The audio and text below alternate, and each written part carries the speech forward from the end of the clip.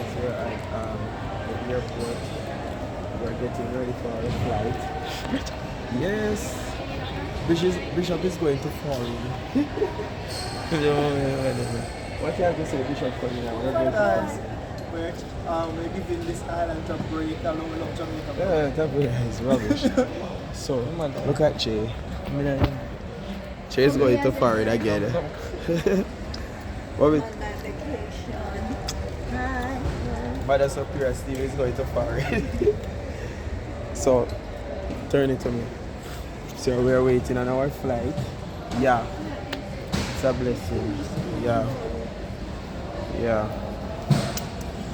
You have anything more you want to say to them? Yeah. So we are here just waiting, sitting down and waiting until our time to board the flight. So yeah, go look a bit more. Let's see my outfit on now.